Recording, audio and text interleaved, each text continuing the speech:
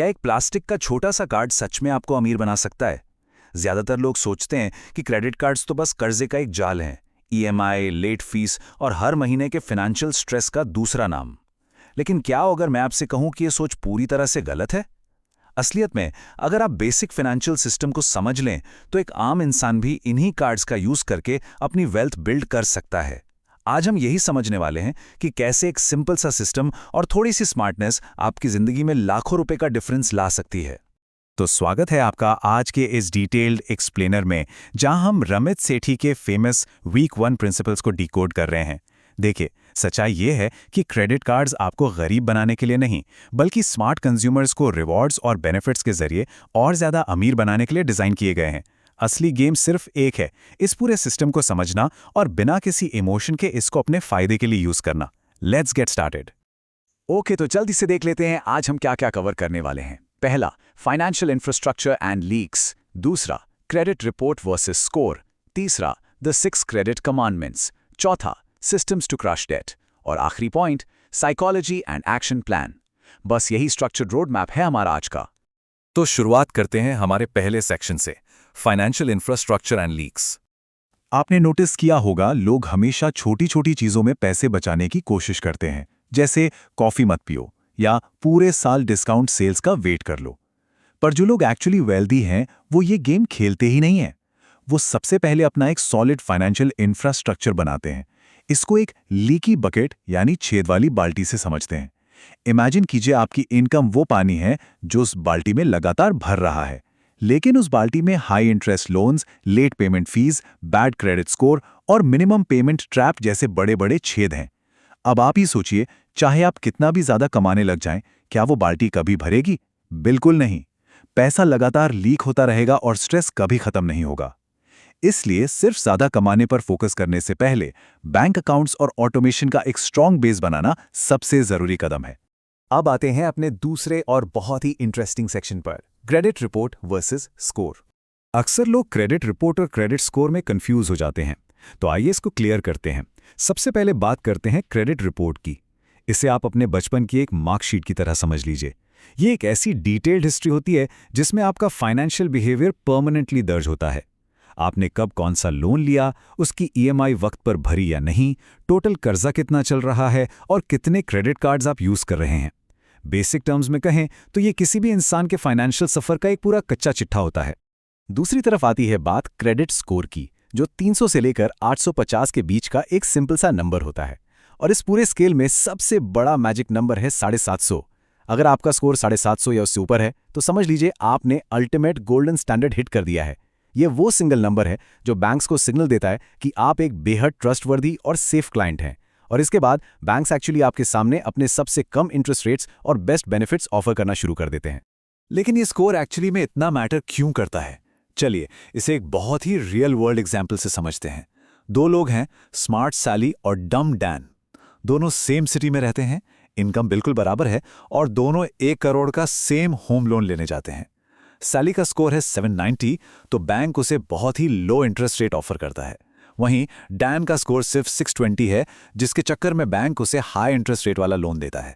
अब देखिए, सिर्फ इस एक नंबर की वजह से डैन को आने वाले 20-25 सालों में लाखों रुपए का एक्स्ट्रा इंटरेस्ट देना पड़ेगा।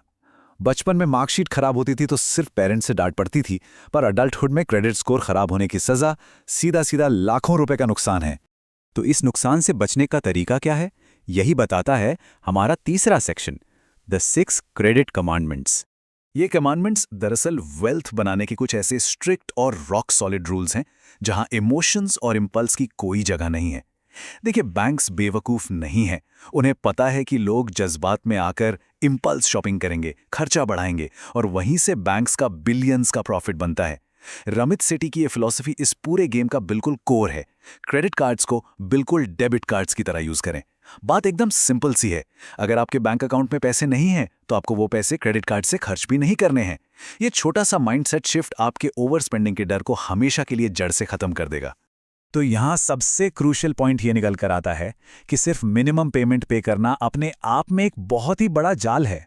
अगर आप अपने कार्ड पर 50,000 का बैलेंस कैरी करते हैं तो उस पर 20 से 40% तक का मैसिव इंटरेस्ट लगना शुरू हो जाता है। एक आम कंज्यूमर सोचता है चला इस महीने थोड़ा सा मिनिमम पे कर देता हूं, और ठीक उसी वक्त बैंक सोचता है थैंक यू, अब इस बंदे से हम सालों तक और ज्यादा पैसा निकालेंगे। याद रखिए, मिनिमम पेमेंट करना सिर्फ फाइनेंशियल सर्वाइवल है, जबकि हर महीने फुल पेमेंट करना एक्चुअल वेल्थ बिल्डिंग है। और हाँ, एक भी लेट पेमेंट आपके क्रेडिट स्कोर को बुरी तरह क्रश कर सकती है, तो इससे तो हमेशा हर हाल में बचना है। अब आते हैं एक और बहुत ही इंपॉर्टेंट रूल पर, क्रेडिट यूटिलाइजेशन। आइडियल मैथमेटिक्स ये कहती है कि आप अपनी टोटल क्रेडिट लिमिट का सिर्फ 30% या उससे भी कम यूज करें और बाकी 70% लिमिट हमेशा फ्री छोड़ दें। यानी अगर आपकी टोटल लिमिट 1 लाख रुपए है तो कोशिश कीजिए कि आपका महीने का खर्चा 30,000 के अंदर ही रहे। ये रूल लेंडर्स और बैंक्स को एक बेहद स्ट्रॉन्ग सिग्नल देता है कि आप इकोनॉमिकली स्टेबल हैं, रिस्पॉन्सिबल हैं और अपने क्रेडिट पर बिल्कुल भी डिपेंड नहीं करते। और यहाँ मैं आपको एक बड़ा ही ज़बरदस्त और स्मार्ट हैक बताता हूँ। अगर आप बिना अपना कोई खर्चा कम किए अपना यूटिलाइजेशन परसेंटेज तुरंत नीचे लाना चाहते हैं तो बस अपने बैंक को कॉल करके अपनी टोटल क्रेडिट लिमिट बढ़ाने की रिक्वेस्ट कर दीजिए। जैसे ही आपकी टोटल लिमिट बढ़ती है, और ध्यान रहे आपकी स्पेंडिंग वहीं की वहीं रहनी चाहिए, तो आपका यूटिलाइजेशन परसेंटेज ऑटोमेटिकली ड्रॉप हो जाएगा। ये एक छोटी सी ट्रिक है जिसमें आपका एक पैसा नहीं लगता, पर ये टोटली फ्री में आपके क्रेडिट स्कोर को इंस्टेंटली एक बड़ा बूस्ट दे देती है। आगे बढ़ते हैं अपने सेक्शन 4 पर, सिस्टम्स टू क्रश डेट। देखिए, अगर कोई इंसान पहले से कर्जे में फंसा हुआ है तो वेल्थ क्रिएशन या नई इन्वेस्टमेंट शुरू करने से पहले उस एग्जिस्टिंग डेट को खत्म करना सबसे पहली प्रायोरिटी होनी चाहिए। इसके बिना फाइनेंशियल बेस हमेशा कमजोरी रहेगा। डेट क्रश करने के लिए 2 सबसे पॉपुलर मेथड्स होते हैं। पहला है एवलांच मेथड, जहां आप अपने सबसे हाई इंटरेस्ट रेट वाले लोन को पहले टारगेट करते हैं। मैथमेटिकली ये सबसे बेस्ट ऑप्शन है क्योंकि लॉन्ग टर्म में ये आपके सबसे ज्यादा पैसे बचाता है, पर इसके लिए आपको बेहद डिसिप्लिन होना पड़ेगा। दूसरा है स्नोबॉल मेथड, जहां इंटरेस्ट रेट भूनकर आप सबसे छोटे डेट अमाउंट को सबसे पहले क्लियर करते हैं। अगर आप थोड़े इमोशनल स्पेंडर हैं तो ये टेक्निक आपके लिए मैजिक की तरह काम करेगी। क्यों? क्योंकि छोटे लोन्स क्लियर होने पर जो तुरंत क्विक विंस मिलती है ना, वो एक जबरदस्त साइकोलॉजिकल मोटिवेशन देती है पूरे कर्जे से बाहर आने के लिए। और अब हम आते हैं अपने आखिरी और शायद सबसे प्रैक्टिकल सेक्शन पर, साइकोलॉजी एंड एक्शन प्लान। आखिर में बात आकर ठहरती है एग्जीक्यूशन और माइंडसेट पर, क्योंकि सच्चाई तो यह है कि सिर्फ नॉलेज होने से किसी का बैंक अकाउंट नहीं बढ़ता, एक्शन लेने से बढ़ता है। ये कोट एक बहुत ही गहरी और प्रैक्टिकल सच्चाई बताता है।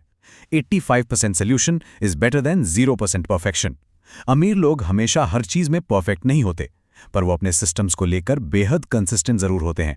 एक एकदम परफेक्ट क्रेडिट कार्ड ढूंढने के चक्कर में महीनों बर्बाद करने से 1000 गुना बेहतर है कि एक गुड इनफ कार्ड लीजिए, सक्सेसफुल ऑटोमेशन लगाइए और अपनी शुरुआत आज ही कर दीजिए। तो इस पूरे कॉन्सेप्ट को एक्चुअली रियल लाइफ में इंप्लीमेंट कैसे करना है, ये रहा आपका एक सिंपल और स्ट्रिक्ट एक्शन प्लान। स्टेप 1, आज ही अपनी क्रेडिट रिपोर्ट डाउनलोड कीजिए और किसी भी हिडन एरर या अननोन पेनल्टी को चेक कीजिए। स्टेप 2, एक बढ़िया सा no fee rewards card choose कीजिए जो आपके स्पेंडिंग स्टाइल पर सूट करता हो। स्टेप 3, उस कार्ड पर आज ही फुल पेमेंट ऑटो पे सेट कर दीजिए ताकि लेट फीस का चक्कर हमेशा के लिए खत्म हो जाए। और स्टेप 4, अपने बैंक को एक सिंपल फोन कॉल कीजिए और उनसे एनुअल फीस निगोशिएट करने या क्रेडिट लिमिट बढ़ाने के लिए कहिए। आपको शायद यकीन ना हो, पर कई बार सिर्फ इतना कहना कि मैं आपका पुराना और लॉयल कस्टमर हूं, क्या मेरी फी रिवर्स हो सकती है, तुरंत काम कर जाता है और हजारों रुपए बचा लेता है। तो इस पूरे एक्सप्लेनर को रैप अप करते हुए हमारे पास एक बहुत ही क्लियर और पावरफुल रियलाइजेशन निकल कर आता है। गरीब लोग बैंक्स को हमेशा इंटरेस्ट पे करते हैं, जबकि अमीर लोग बैंक से हमेशा रिवॉर्ड्स कमाते हैं। अमीर बनना दोस्तों किसी रैंडम लॉटरी टिकट जीतने जैसा नहीं है। ये सिर्फ और सिर्फ छोटे, स्मार्ट, वेल प्लान्ड और ऑटोमेटेड सिस्टम्स बनाने का नतीजा है। जब भी आप अपना फुल बिल टाइम पर भरते हैं, आप इंटरेस्ट से बचते हैं और उन्हीं पॉइंट्स और रिवॉर्ड्स को स्मार्टली यूज करके अपनी वेल्थ और स्ट्रॉन्ग करते जाते हैं। इसलिए जाते जाते अपने आप से यही सबसे बड़ा सवाल पूछिए, क्या आप अभी भी बैंक्स को अपने एक बेसिक सिस्टम की कमी का फायदा उठाने देंगे और उन्हें खुद पर प्रॉफिट कमाने देंगे, या फिर आज ही से एक रॉक सॉलिड सिस्टम बनाकर अपनी वेल्थ को ऑटोमेट करने की शुरुआत करेंगे? देखिए, अपने फाइनेंशियल अकाउंट्स को ऑप्टिमाइज करना ही आपकी आगे की जर्नी का सबसे बड़ा डिसाइडिंग फैक्टर साबित होने वाला है। नॉलेज अब आपके पास है, जरूरत है तो बस पहला कदम उठाने की।